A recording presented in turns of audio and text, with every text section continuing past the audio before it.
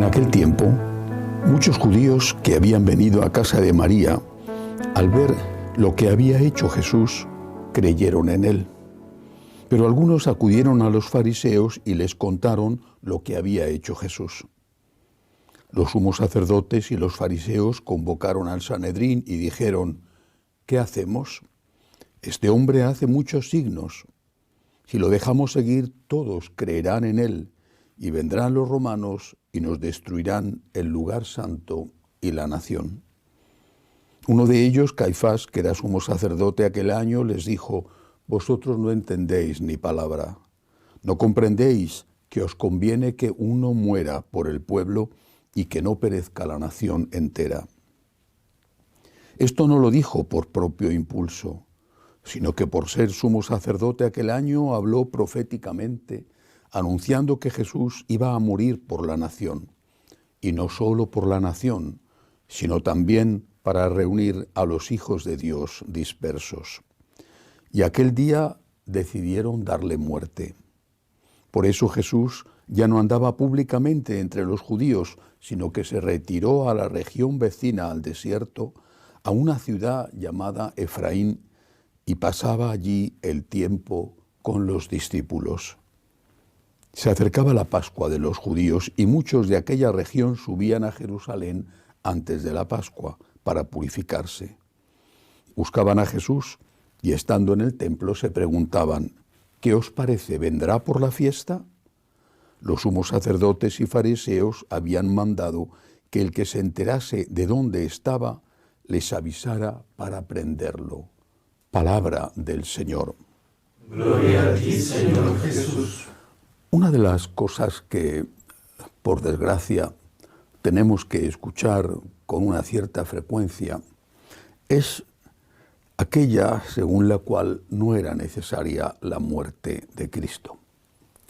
No era necesaria para la redención, dicen, porque eso implica una imagen de un Dios justiciero, incluso vengativo. Un Dios que exige saldar cuentas, que en este caso exige la muerte de un inocente, aunque haya sido voluntariamente asumida esa muerte, para zanjar la vieja cuenta del pecado original, más todas las cuentas personales de todos los hombres a lo largo de la historia. Dicen que esa es una imagen de un Dios justiciero, de un Dios falso. Entonces, ¿por qué muere Jesucristo?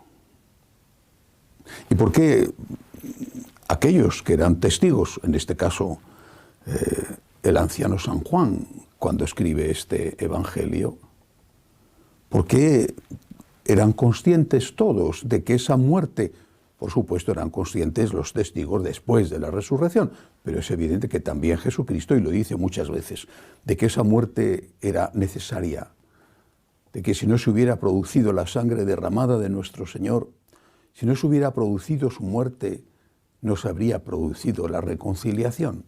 Entonces, ¿por qué murió Jesús? ¿Un capricho? ¿Era un masoquista que disfrutaba cuando los soldados le pegaban aquellos espantosos latigazos? ¿Gritaba de placer cuando le coronaron con las espinas?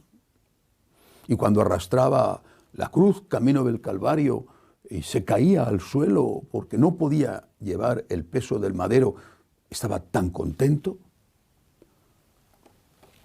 Tenemos que escuchar hoy tantas estupideces, tantas tonterías. Y todo esto porque no se quiere aceptar una cosa: que Dios es justo. Y se dice que dicen que Dios es justiciero. Quieren decir con eso que Dios es vengativo y que Dios no es capaz de perdonar, que Dios exige el ojo por ojo, diente por diente. No, pero Dios es justo. Es tan justo que nos perdona. Es decir, va más allá de la justicia.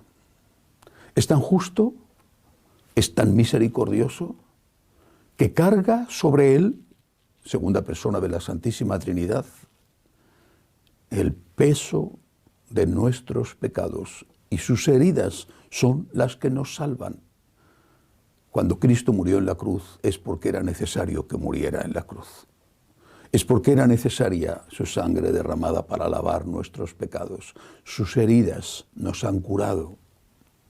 Su muerte es redentora. Por eso, en lugar de estar perdiendo el tiempo, incluso insultando a Dios y diciendo que si sufrió fue por capricho, porque tenía ganas, porque no hacía falta, lo que debemos hacer es darle gracias a Dios, darle gracias.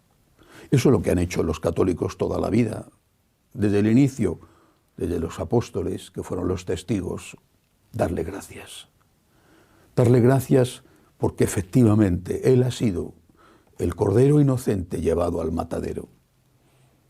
Él ha sido aquel que murió no por los justos, como recuerda San Pablo, que quizá alguno estaría dispuesto a morir por un justo, sino por nosotros pecadores, y si nos amó así, antes de que su sangre nos hubiera salvado, ¿cuánto más nos amará ahora que ya estamos salvados si colaboramos con esa salvación precisamente por el derramamiento de su sangre? Ante lo que vamos a celebrar, no perdamos el tiempo con tonterías. Simplemente caigamos de rodillas para dar gracias. Gracias, Señor. Gracias, Señor. Gracias, Señor. Has dado la vida por mí. Y después, simplemente, como somos bien nacidos, pues digamos en agradecimiento, Señor, ¿puedo hacer yo algo por ti? Permíteme que haga algo por ti. Permíteme que responda, aunque sea en una manera que no se puede comparar, porque tú eres Dios y yo soy un ser humano. Permíteme que responda a tu inmenso amor con todo el amor que yo pueda darte. Que así sea.